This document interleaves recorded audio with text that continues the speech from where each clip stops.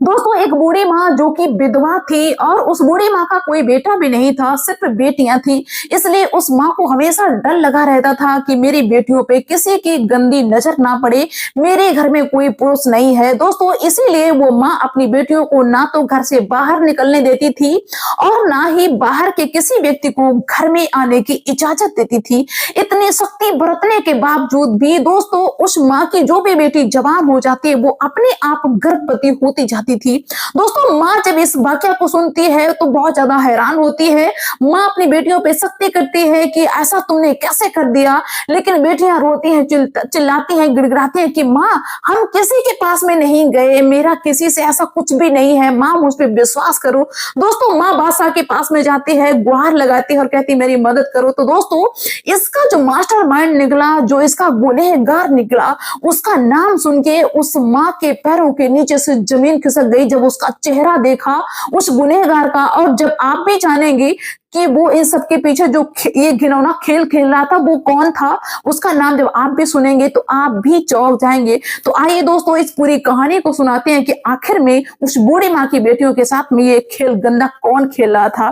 तो आप सभी का बहुत बहुत स्वागत है मेरे YouTube चैनल में एक और नए वीडियो में। दोस्तों एक बूढ़ी माँ जो कि विधवा थी और उस बूढ़ी माँ के 7 बेटियां थी और बेटा एक भी नहीं था, क्योंकि बेटे की उम्मीद में ही 7 बेटियां हो जाती हैं। माँ सोचती है कि शायद अब की बार बेटा हो जाए, लेकिन बेटे की चाह में ही 7 बेटियां हो जाती हैं। और जब पति भी उनकी इस दुनिया को छोड़ के चले जाते हैं तब उस माँ के लिए और भी ज्यादा चिंता का विषय हो जाता है कि एक तो 7 बेटियां, 7 बेटियों की जिम्मेदारी और घर में कोई पुरुष नहीं है, तो अब मुझे बहुत ही सख्ती से रहना पड़ेगा। दोस्तों माँ अपनी बेटियों पे सख्ती रखती है, यहाँ तक कि अपनी बेटियों को घर से बाहर निकलने की इजाजत नहीं देती है और बाहर के किसी पुरुष को भी घर में आने की इजाजत नहीं देती। माँ हमेशा ये सोचा करती है कि कहीं किसी की गंदी नजर न पड़ जाए। दोस्तों क्या होता है कि बेटियां धीरे धीरे बड़ी होने लगती हैं और घर में कोई पुरुष नहीं, माँ ही अपनी बेटियों की देख रेख करती। कहीं अगर अचानक से जाने की जरूरत भी पड़ जाए तो माँ बेटियों के चेहरे को ढक के ही ले जाती थी, यानी कि किसी को अपनी बेटी का चेहरा नहीं दिखने देती थी वो बूढ़ी माँ।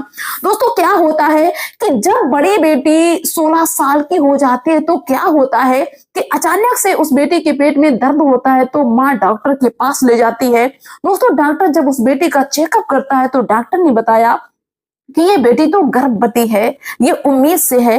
जब बूढ़ी माँ ने ये बात सुनी उस विधवा माँ ने तो माँ चौंक जाती है, माँ को बड़ा गुस्सा आता है, लेकिन वहां पे माँ ने कुछ नहीं कहा। माँ घर पे आती है और अपनी बेटी को मारना शुरू कर देती है कि हम तुझे इतनी सख्ती में रखते हैं, किसी को घर में नहीं आने दिया, तूने अपना मुंह काला कहाँ करवाया, बता अब हम क्या करें, मर जाए क्या।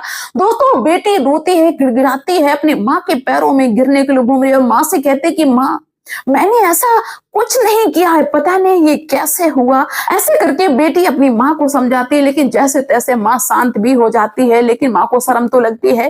दोस्तों यहाँ तक कि उस लड़की ने, यानी कि जो पहली बेटी थी, उसने एक बेटे को जन्म दिया। अब माँ बहुत ज्यादा शर्मिंदा इस बात को बता भी नहीं सकती।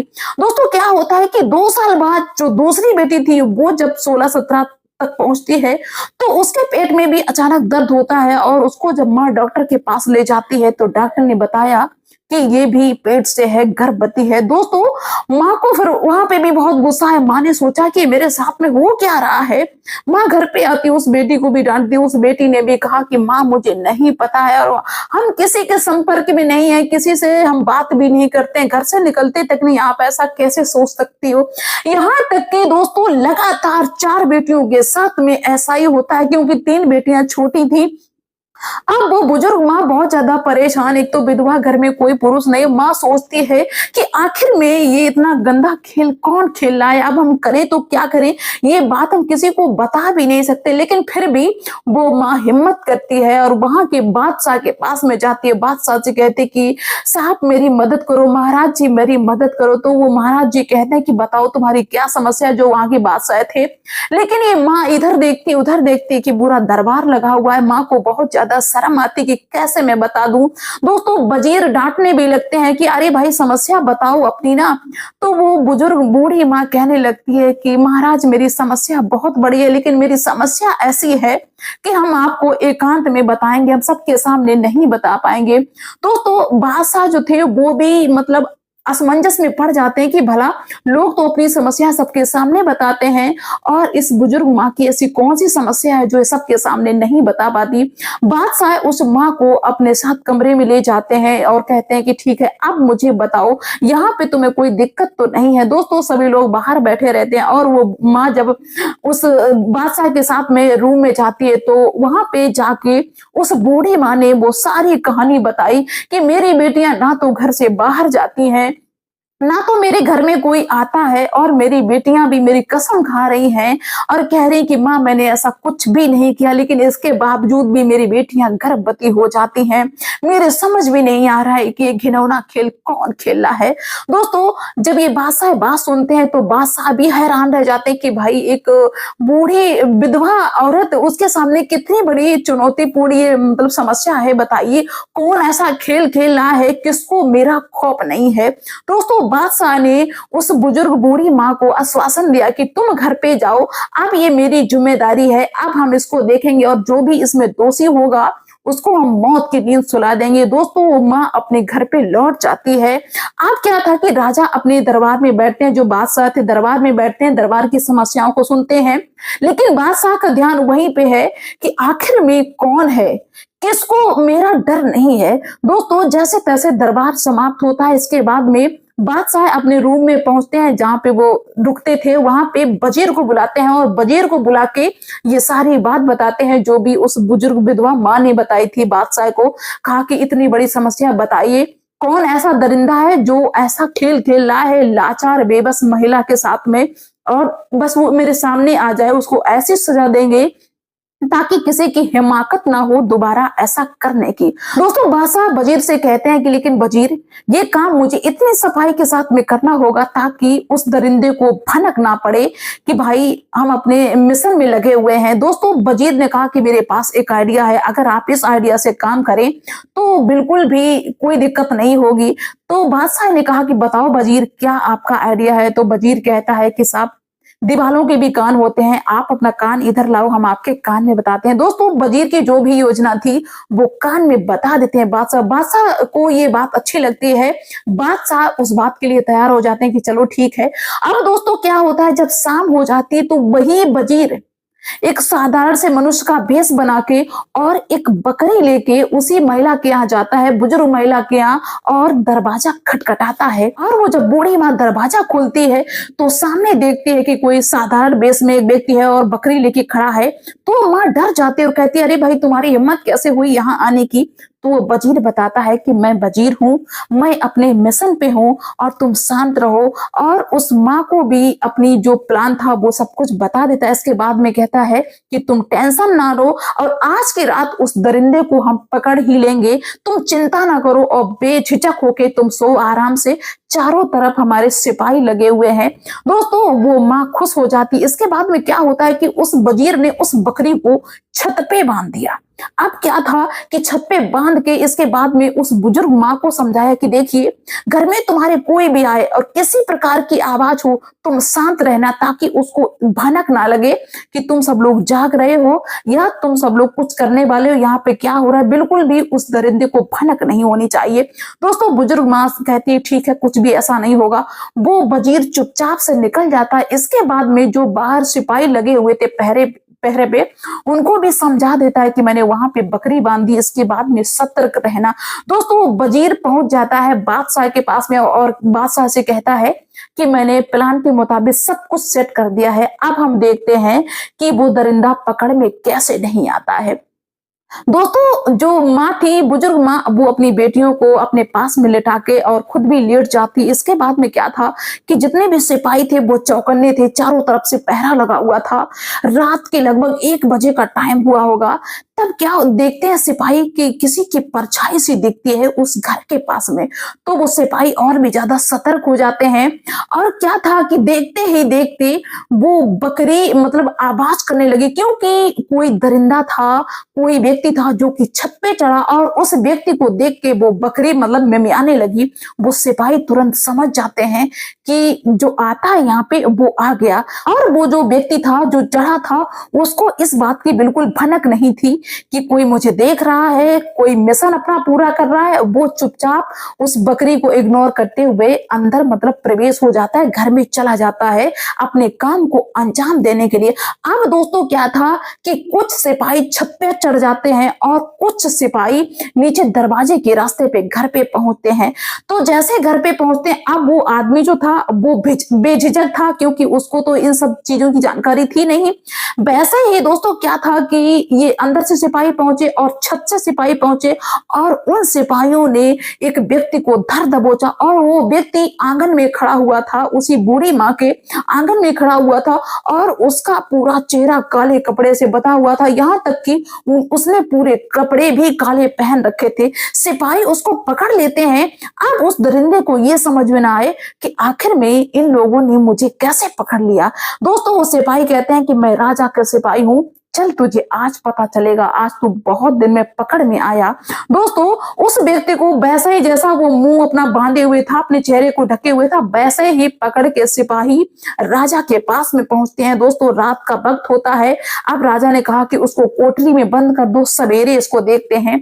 दोस्तों क्या था कि सवेरे जैसे ही दरबार लगता है तो उस बूढ़ी माँ को और उनकी बेटियों को और वजीर को यानी कि सबको दरबार में बुलाया जाता है और उस व्यक्ति को जिसको रात में पकड़ के लाया गया उसको भी दरबार में पेश किया जाता है। उसका पूरा चेहरा ढका, काले कपड़े, मतलब पूरी तरह से दिख नहीं रहा था कि ये कौन है।